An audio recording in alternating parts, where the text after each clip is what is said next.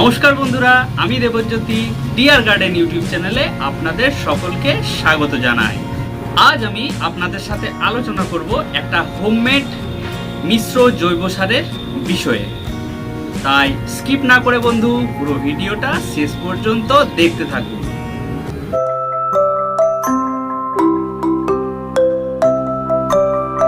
গাছে ভালো গ্রোথের জন্য এবং প্রচুর ফুল ফল পাওয়ার জন্য পর্যাপ্ত সূর্যালোক, ভালো মাটি এবং জলের যেমন প্রয়োজন হয়, সাথে সাথেই সুপুষ্টিগুণ সম্পন্ন খাবারেরও প্রয়োজন হয়। আজকের এই ভিডিওতে এরকমই একটি সুপুষ্টিগুণ সম্পন্ন এবং খুবই কার্যকারী জৈব মিশ্র সার সম্পর্কে আলোচনা করব। আর এই জৈব মিশ্র সার ব্যবহারের ফলাফল খুব শীঘ্রই আপনাদের নজরে আসবে। এটি ব্যবহারের ফলে আপনাদের গাছের গ্রোথ যেমন ভালো হবে, তেমনি গাছ ফুল ফলে ভরে উঠবে। আমি এই মিশ্র সারটি বানানোর জন্য যে সমস্ত উপাদানগুলো ব্যবহার করেছি সেগুলি সম্পূর্ণ জৈব এবং খুবই সহজলভ্য। আর এই মিশ্র সারটি বানানোর জন্য আমি আপনাদের এটা বলবো না যে এই উপকরণটা 100 গ্রাম নিন, এই উপকরণটা 200 গ্রাম নিন, কারণ অধিকাংশ লোকের ক্ষেত্রেই মাপার কোনো জিনিস থাকে না। সেক্ষেত্রে অনেকেই সমস্যায় পড়তে পারেন।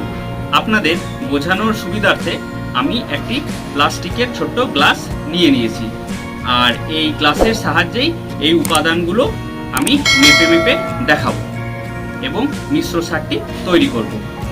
যেহেতু এটি সম্পূর্ণ জৈব সার, তাই ব্যবহার করার ক্ষেত্রে যদি পরিমাণ একটু বেশিও হয়ে যায় তাহলে সেক্ষেত্রেও আপনাদের কোনো রকম কোনো সমস্যায় পড়তে হবে না।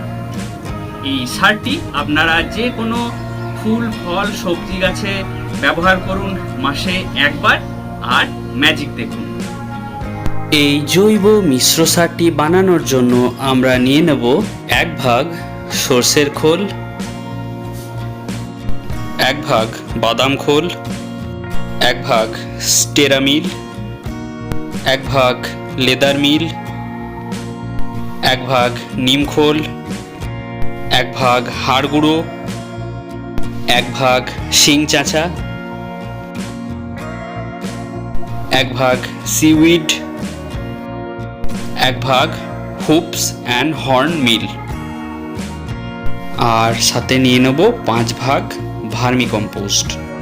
প্লাস্টিকের গ্লাসের সাহায্যে উপাদানগুলো এক এক করে একটা গামলায় নিয়ে নিচ্ছি। ভার্মি কম্পোস্ট ছাড়া বাকি সমস্ত উপাদানগুলো 1 ভাগ করে নিয়ে নিয়েছি। এবার এর সাথে 5 ভাগ ভার্মি কম্পোস্ট মিশিয়ে নেব। এখন সমস্ত উপাদানগুলোকে একসাথে করে নিয়ে ভালোভাবে মিশিয়ে নেব।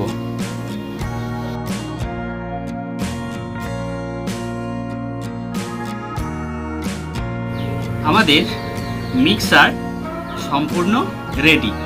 আপনি এখনই এটি গাছে ব্যবহার করতে পারেন। সবচেয়ে ভালো হয় যদি 10 থেকে 15 দিন রেখে তারপর ব্যবহার করেন। সেক্ষেত্রে সারটি বানিয়ে নেওয়ার পর কোনো কন্টেনারে ভরে ছায়াযুক্ত জায়গায় রেখে দেবেন। সারটি যত পুরনো হবে এর কার্যকারিতা তত বাড়বে। বানিয়ে নেওয়ার পর আমি সারটি একটি প্লাস্টিক কন্টেনারের মধ্যে স্টোর করে রাখছি। এই মিশ্র সারটি আমরা প্রতি 8 থেকে 10 ইঞ্চি টবের ক্ষেত্রে 2 টেবিল চামচ এবং 14 ইঞ্চি বা তার বড় টবের ক্ষেত্রে 1 মুঠো করে মাসে একবার ব্যবহার করব।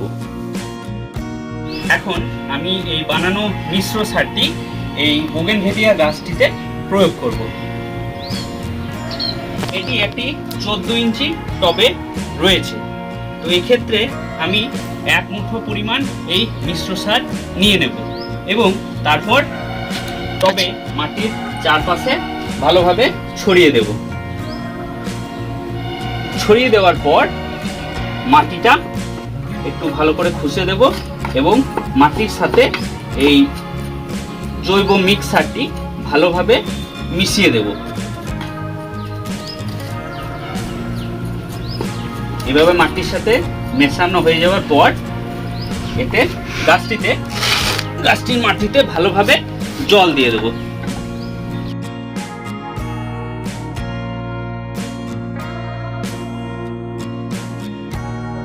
তো এই ছিল আমাদের আজকের মিশ্র জৈব সার সম্পর্কিত ভিডিওটি যদি আপনাদের ভালো লেগে থাকে তাহলে অবশ্যই একটা লাইক করে দেবেন, আর চ্যানেলে নতুন হয়ে থাকলে চ্যানেলটি সাবস্ক্রাইব করে পাশে থাকবেন। সকলে খুব ভালো থাকবেন, ধন্যবাদ।